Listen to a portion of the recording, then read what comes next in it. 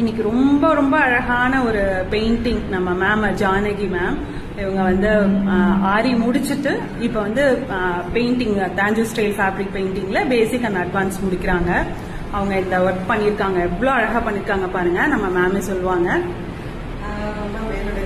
Janaki tracer பண்ணிட்டு first கிருஷ்ணருக்கு அந்த கலர் ஷேடிங்லாம் கொடுத்தேன், அப்புறமேட்டு இந்த கவுக்கு கொடுத்தேன்.